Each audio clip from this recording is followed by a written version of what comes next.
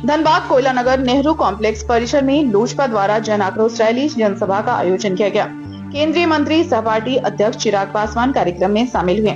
मंच में राष्ट्रीय अध्यक्ष चिराग पासवान के साथ साथ प्रदेश अध्यक्ष वीरेंद्र प्रधान, झारखंड के प्रभारी सर जमुई सांसद अरुण भारती, खगड़िया सांसद राजेश वर्मा, आशा राय, पासवान प्रदेश अध्यक्ष, महिला मोर्चा समेत स्थानीय नेता गण्यमान्य उपस्थित हैं। हजारों कार्यकर्ता कार्यक्रम में उपस्थित रहे। वहीं लोजपा के राष्ट्रीय अध्यक्ष चिराग पासवान ने मीडिया से बातचीत में यह स्पष्ट कर दिया कि राज्य इकाई तय करेगी कि आगामी विधानसभा का चुनाव पार्टी गठबंधन के साथ लड़ेगी या फिर अकेले चुनाव में जाएगी। उन्होंने कहा इस पर राज्य स्तर पर बातचीत चल रही है और चुनाव की अधिसूचना आते आते यह स्थिति भी स्पष्ट कर दी जाएगी। वर्तमान सरकार पर कटाक्ष करते हुए उन्होंने कहा कि वर्तमान सरकार में मुख्यमंत्री को भ्रष्टाचार के आरोप में जेल जाना पड़ा।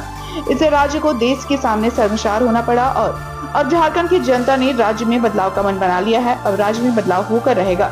चुनाव के बाद सरकार बदलेगी जिसमें हमारी पार्टी की अहम भूमिका होगी।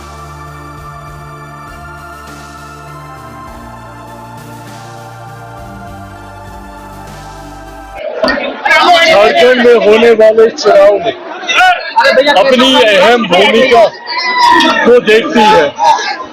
हाल फिलहाल के वर्षों में जिस तरीके से संगठन के स्तर पे लोक जनशक्ति पार्टी रामविलास मजबूत हुई है और मेरे नेता, मेरे पिता आदरणीय रामविलास पासवान जी का एक मजबूत जनाधार झारखंड के राज्य में। और मैं जब अपनी बात करूं तो मेरा जब जन्म हुआ था उस वक्त झारखंड और बिहार एक ही राज्य था। उस नाते मेरी जन्मभूमि भी झारखंड है और मेरे नेता, मेरे पिता आदरणीय रामविलास पासवान जी की कर्मभूमि भी झारखंड है। ऐसे में अपने पिता के उस सपने को पूरा करने निकला जिसमें हम लोग इस सोच के साथ हम लोग आगे बढ़ रहे हैं कि आने वाले विधानसभा के चुनाव में झारखंड में पार्टी मजबूती से अपना प्रदर्शन करे। चुनाव इससे पहले कि आप लोग पूछें कि गठबंधन में लड़ेंगे या अकेले, ये राज्य इकाई को इसका फैसला करना है कि गठबंधन में चुनाव या अकेले। राज्य स्तर पर अभी बातचीत चल रही है। मैं मानता हूं कि लोकसभा नोटिफिकेशन आते आते तक ये परिस्थिति भी स्पष्ट हो जाएगी कि हम लोग गठबंधन में लड़ेंगे या अकेले चुनाव लड़ेंगे। हम बातें फिलहाल गठबंधन के भीतर चल रही है।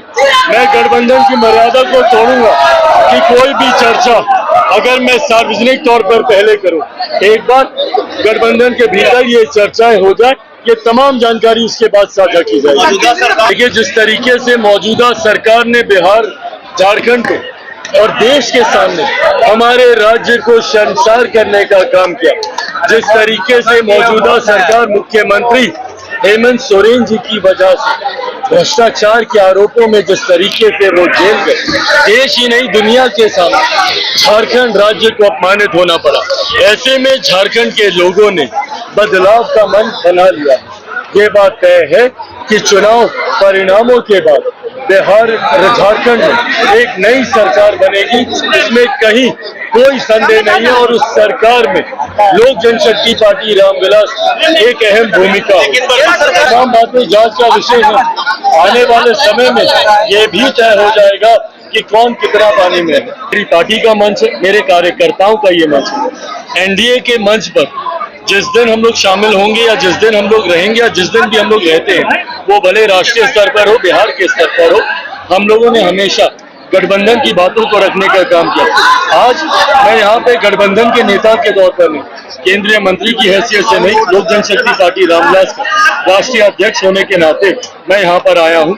मैंने अपने नेता की बातों को यहाँ पे रखा। हमारे लोक जनशक्ति पार्टी के हमारे संस्थापक, हमारे नेता, हमारे आदर्श आदरणीय रामविलास पासवान जी के कार्यों को जनता के बीच रखने का काम किया और पार्टी की नीतियों को यहाँ पर रखने का काम किया, क्योंकि ये पार्टी का मंच है।